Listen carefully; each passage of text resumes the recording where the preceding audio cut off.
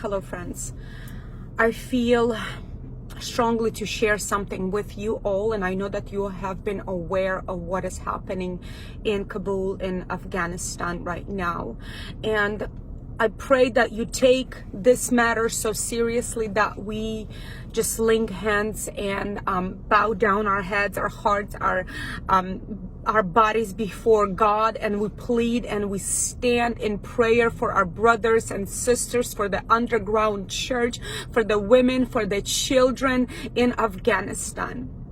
Last night we were in connection with one family that are currently there in Afghanistan, and the wife clearly said, my husband, nor myself, nor my children, my older children, will deny Christ. We are ready because they are coming for us.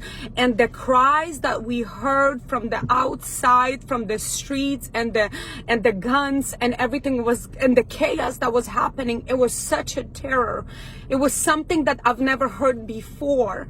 And my heart was just pounding as we were on the phone, and they were pleading for their lives. They were pleading for help. And of course we said, what can we help you with? And they said, I kid you not, we could feel the prayers. We could feel the church praying because the boldness is arising and our faith is arising, and we are ready to face what is coming. And we were praying. It was about 40 of us from 9 o'clock to 9:45. I'm sorry, I apologize for my appearance and for what I'm feeling, because it is so real and it's so raw, and it's such a reality that we're facing right now. And we were praying, we were raging a war, we were standing, we were declaring, we were praying for the women and for the children, because we know what will happen to them. We'll know what the results will be if they will be captured by Taleban. And we were just interceding. We're praying for the oppressors, we're praying for the government, and we're just interceding so boldly and in fire. And all of a sudden everything just stops, the prayer stops, and I begin to sing.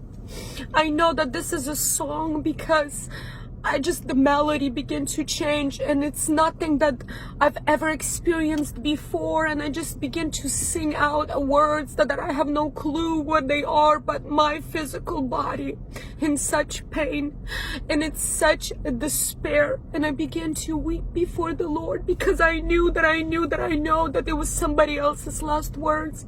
It was somebody else's last breath. It was the time when they get to meet their Maker.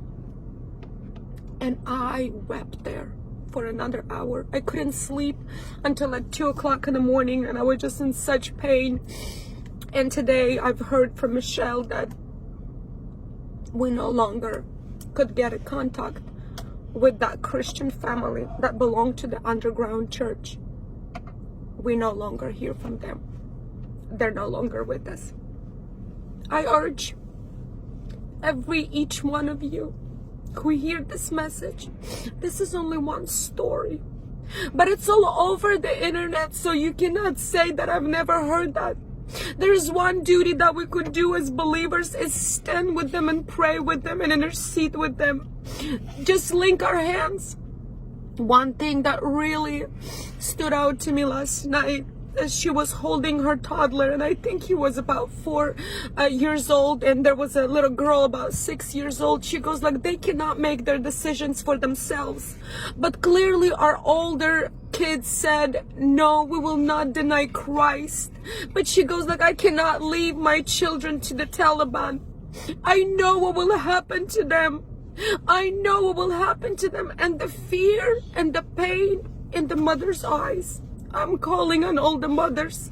Raise up your voices. Raise up your voices right now and plead with us and pray with us and intercede with us, because we know that our brothers and sisters in Afghanistan, they need us. They need us. They need our prayers. May God bless you and may Holy Spirit speak to you. Do not be silent. Do not be silent and go on with your business. Go on with your life, with your pretty life. When you have roof over your head, when you have food on the table, when there's no war and no bullets flying. Do not be silent. God bless you.